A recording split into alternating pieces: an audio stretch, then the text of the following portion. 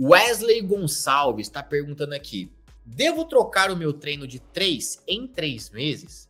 Wesley, eu acho 3 meses uma eternidade para trocar seu treino, tá? Eu prefiro fazer trocas mensais. No máximo de 2 em 2 meses.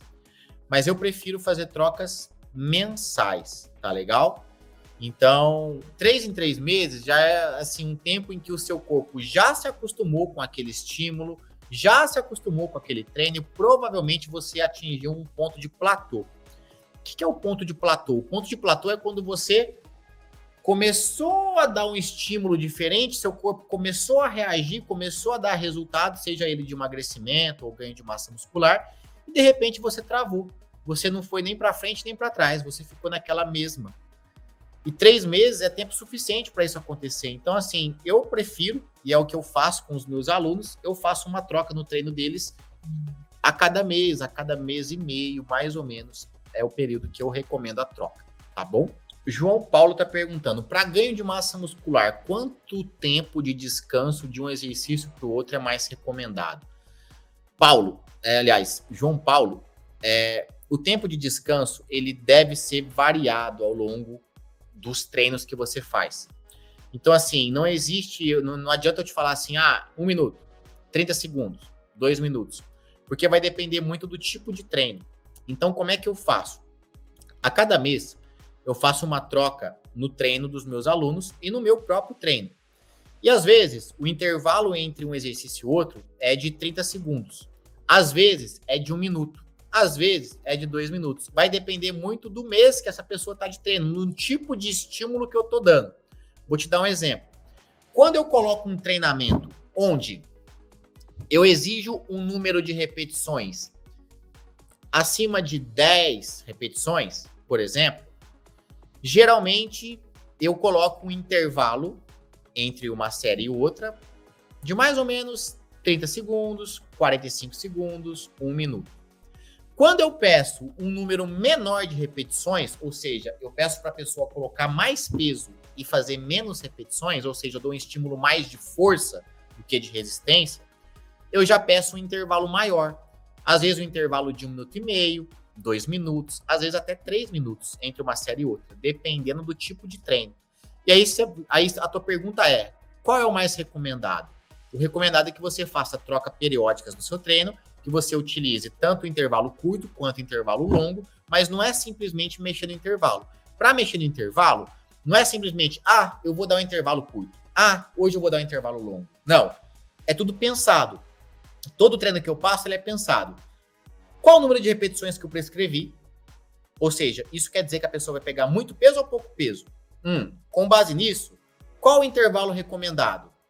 Mas com base nisso, né? Quantas séries eu mandei ela fazer? E quantos exercícios eu mandei ela fazer ao longo do treino?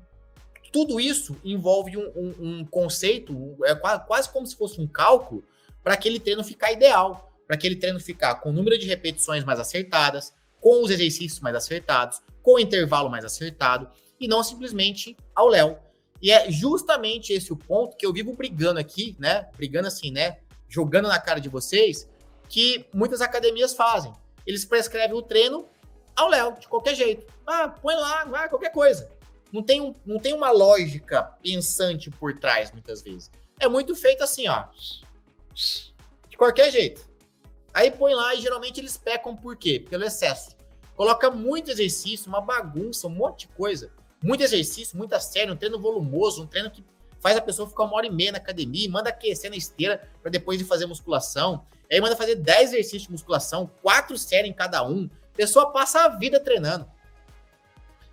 Então, eu organizo bem o treino para o treino ficar enxuto e ficar intenso. Para a pessoa dedicar ali meia horinha, 40 minutos, fazer um treinão e ir embora para casa. É assim que eu penso para montar o treino. Colocando carga alta no treino vai levar a ter mais resultado? Cara, mesma coisa. Tem treinos que eu estimulo um número de repetições menores para induzir a pessoa a pôr uma carga maior. E tem treinos que eu induzo uma carga menor. Qual é melhor? Nenhum, nem outro. O melhor é você fazer variações disso. Mas, como eu acabei de responder, não é simplesmente, esse treino eu vou pegar mais peso. Amanhã eu vou pegar menos peso. Não é assim que funciona. Se você mexe num ponto, você mexe em outro. Se mexe em outro, mexe em outro, mexe em outro. Então, tudo isso muda o treino. Então, o mudar o treino, o trocar o treino, não é necessariamente trocar os exercícios do treino, e sim trocar as variáveis do treino. O que são variáveis? Carga, velocidade de movimento, rápido ou lento, intervalo de recuperação, ordem dos exercícios. Tudo isso é variável.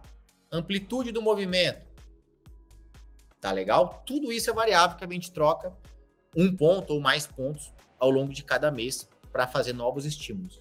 Que meu treino dura de 1 a 2 horas. Minha dúvida é se estou passando muito tempo de treino.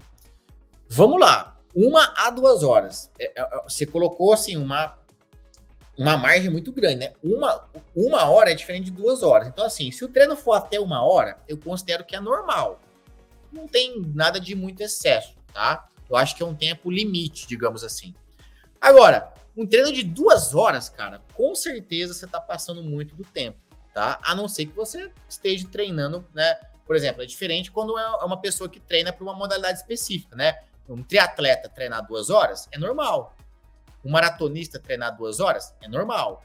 Agora, uma pessoa que quer perder a banha, quer perder a pochete, quer emagrecer, quer só ficar mais gostosa, mais gostoso, 2 horas por dia é muita coisa, é desnecessário. Você pode fazer um excelente treino que te dá excelente resultado em 30, 45 minutos, tranquilamente, tá? 2 horas realmente é um excesso.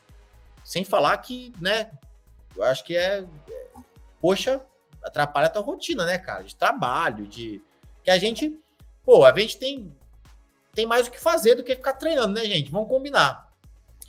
Tem que trabalhar. Para quem tem filho aí, lidar com filho, cuidar de filho. Para quem tem marido e esposa, tem que dar atenção pro marido, para a esposa. A gente tem que também ter um momento de lazer pra gente. Ou seja, é muita coisa que a gente tem que ter e vai ficar perdendo tempo 2 horas dentro de uma academia. Pô, difícil, né? Alguma coisa fica comprometida. Se isso, para quem perde muito tempo na academia, pode ter certeza que tá comprometendo alguma coisa. Ou não tá dando atenção em casa, ou não tá com pouco serviço. Só pode, né? Só pode. Cuidado, hein, gente? Dizem as más línguas aí que quem passa muito tempo treinando na academia vira chifrudo, hein? Vamos lá. A mesma metodologia de treino por um mês. Sim, mas não quer dizer que é o mesmo treino, né? Porque o que acontece? Cada dia você vai fazer um treino diferente ao longo da semana, né?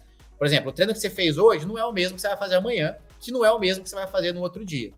Mas essa estrutura que você faz semanal, você vai seguir ela por um mês. Sim, é uma metodologia. Para que depois de um mês, né? Que um mês é um tempo super positivo para o seu corpo se adaptar com aquele estímulo e depois a gente vir e fazer uma troca para você quebrar, né?